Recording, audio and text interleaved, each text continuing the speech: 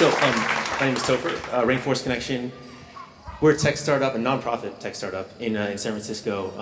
And I'm going to glaze over the details of the technology itself, but just kind of tell some stories about where this whole thing comes from and the work that we do. So for me, my background is actually in physics and software development. But I went to volunteer in Indonesia, at this place in Borneo, at the Gibbon Reserve, where they take care of gibbons, they rehabilitate them and release them into the wild. And while I was there, I was sort of realizing that the sound of the forest is so loud. It's really, really loud. It's really, really dense. One of the biggest problems they had is that there was illegal logging happening on the outskirts of their reserve. That wasn't really their job to stop it, but they had to basically make sure that the forest was not disappearing so they could release the gibbons.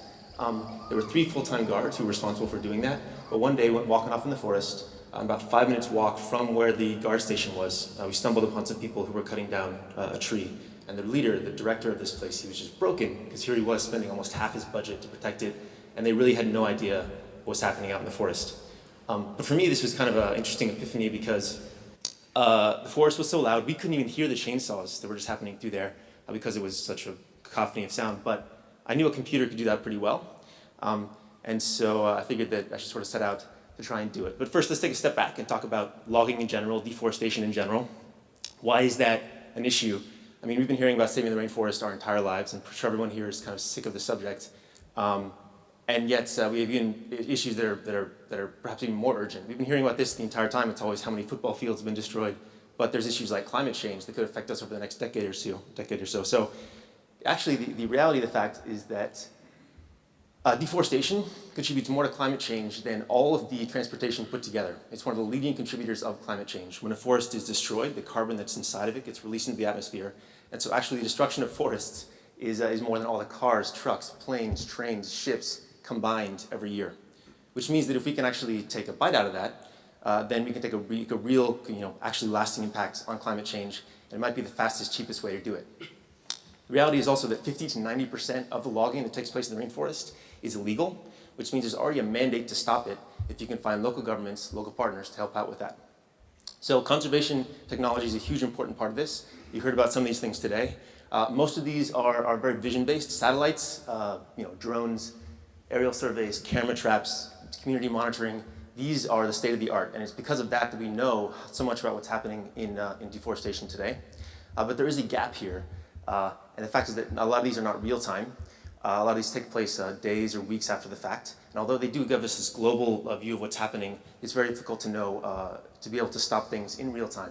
And so I thought about that. So here's an idea. So basically the moment that a chainsaw is used in the forest, picks up the sound of the transverse through the cloud, the standard GSM network, to local rangers who can show up in real time and catch the loggers in the act. This is a simulation, as you guys might imagine. But the whole idea is that so basically you can use this listening, this acoustic monitoring of the forest to monitor much larger areas, use the network that's already there to do it. Well, so what's actually in the forest? So the biggest thing is that technology has a sort of a tendency, especially in the Silicon Valley world too, to try and go high tech. But it's really important in these places, because they're so remote, to use what's already there, right? This is the rainforest. You can't necessarily expect to be able to cover the entire thing in some sort of high-tech device. You can't expect to use your own networks. And so what is already in the forest? Well, in the place that I described, for example, there were people. There were people there who were actually dedicated to stop the logging. They were not corrupt. They were actually quite sincere. They just had no idea what was happening or where the actual issues were at the time they were happening. And there was actually pretty good connectivity.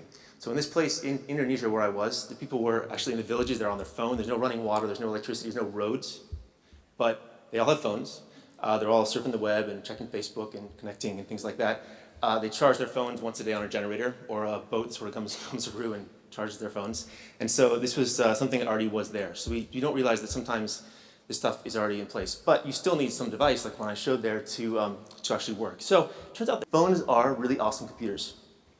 They have tons of sensors. It's the most popular development platform that's out there. There's hundreds of millions of them that are thrown away every year in the US alone.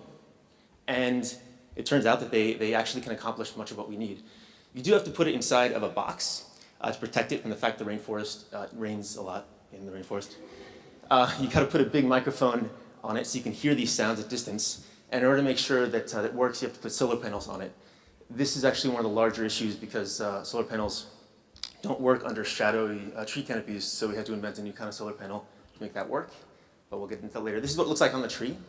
The higher you go, the better you can actually sort of pick up the sound, pick up the networks at great distance. So I'll get into that too. This is me sort of putting it all together. But the whole idea is this is built from mostly trash, mostly recycled products, and it uses the infrastructure that's already existing in the forest. So that's great that I built it in a garage, but let's take it to Indonesia and actually show that it works. So we took it back to Sumatra, put it up. This is a couple of years ago, with the help of some partners. And we'll talk about partners later because that's important. On the second day it was up there, we picked up the sounds of chainsaws about a kilometer away. Managed to take off, managed to take off and actually make it to the hill with our local partners up there in the top right, top left. And I wasn't really sure, I can sort of regret this at the moment. This is kind of when I wasn't sure this was actually a good idea. But he's going, so I gotta go. And we make it up over the hill. And actually interrupted some loggers that we act on the periphery. This for them was such an impressive thing that happened to them. They'd never been caught before. That our partners there were able to leverage that into taking it back to the community, letting them know they could not log there anymore, and there's been no more logging on that reserve since over the past 2 years. That sort of underscores the ability that showing up in real time is actually better for the people who are doing the interventions. It's better for the loggers too, because there's less at stake. The crime has not yet been committed. It doesn't become a large forensic activity. In this case, no one was arrested. They actually were quite nice, and they took us on a tour of how they sell the logs that are on. But yeah, the whole idea, it has to be, sometimes people think that this is about actually people listening to the sounds of the forest. But as we saw with Indonesia earlier, it was not possible. Computers can really pick it out well. There's no sound, I'm not sure if that's an option for sound. Yeah, this is not cutting edge technology. This is actually pretty standard data analysis. Old school. When you have these peaks here, you're able to connect that to the motor. And even out of the very, very noisy forest, you can pick out a chainsaw programmatically. These can hear sounds up to 1 kilometer in the distance, which means there's a 1 kilometer radius, which is about 1 square mile. So 3 square kilometers, 1 square mile, which is equivalent, if you take that for 1 year, it's equivalent to taking 3,000 cars off the road. That's with one recycled phone put up in a tree, alerting rangers so that they can go out and make sure that the area does not get cut. So there's a lot you can do just with this sort of technology. With this idea, you can put them up around the perimeter of a reserve so that people would have to go more than 2 kilometers into the reserve just to begin cutting before they could get caught. And so you could actually protect much bigger areas. But even that is a little bit limited. So we had a partner who said, look, come to Africa, put this up. This is a sustainable logging concession. And what they said is, look, it's great you can detect chainsaws, but we have this 2,000 square kilometer part of this reserve. There's only one access road that goes in and out of the entire place. All the poaching, all the logging that's taking place there, it's all going out on this one road. So if you can detect vehicles, trucks, motorcycles, things like that, we can catch everyone who's going in and out on this road. You'd think that would be easier because there's just one gate, right? You'd think that actually was an issue of detection. Everyone assumed that these guys who guard that one gate were corrupt. Everyone was just saying, look, they're letting them through, they're being paid off. But it turned out we set up our system and monitored that road in Africa. This is a motorcycle that's passing by. We were able to show that basically, all the traffic was going in and out at between 3 and 5 in the morning. The guards weren't catching it. So based on this one area, those guards were able to be vindicated, as well as we were able to find out that there was a decent amount of poaching and logging happening there that we could stop. Took it to the Amazon. The Amazon is really interesting. You have this basically ocean of deforestation with these islands of pretty intact forest on the edge of the Amazon. And the whole idea is what's actually happening with that. Well, these are not actually traditional reserves in the real sense. These are indigenous reserves. These are actually places where the indigenous people have been given rights to their land, and they're actually doing a pretty good job of protecting it. This here is the Tembe Reserve. These are our first partners in the Amazon. This is an indigenous tribe. They are kind of tasked with protecting their land. All the Tembe are in the north and the south, and that entire area in the middle is controlled by drug smugglers, drug plantations, legal loggers, and poachers. So the Tembe themselves realize they have to take it back. This is a perfect example of how we work with local groups rather than governments to actually protect their land. Fortunately for that, the Tembe are well armed. They realize they're actually on their last stand for survival, and they are the ones who are responsible for protecting it. So the good news with that is that There's no government intervention there. There's no real forces, but there's tons of cell phone service. This is a little bit deceptive because really, there's sometimes like 50 or 60 kilometers or more between these towers. But the point being is that there is cell phone service there. We can actually equip the Tembe with the technological edge, and they have taken responsibility for actually going to stop these loggers. This has been going now for a year. The Tembe have retaken almost a third of that area that was in purple that you saw earlier. Then if you scan out to the entire Amazon, or actually just Brazil and the Amazon, you may actually see a correlation between where there's cell phone service and where there's deforestation. That makes sense, because that's where people go. But if these are the areas, the frontier of the fight against deforestation, these are areas that we can help protect. And what we've shown is that there are a lot of groups, a lot of partners that they're willing to do that work if you can just give them a technological edge to make it safer for them, safer for the loggers.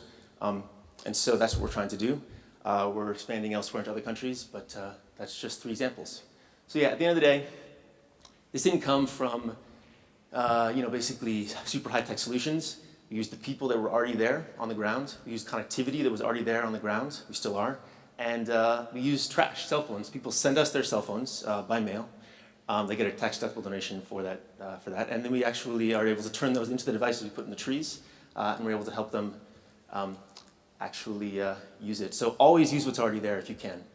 Try not to invent something. If you can actually use the infrastructure that's there, you can have an idea that can scale, as you saw, across 3 continents, and actually, hopefully, eventually make a difference. That's me.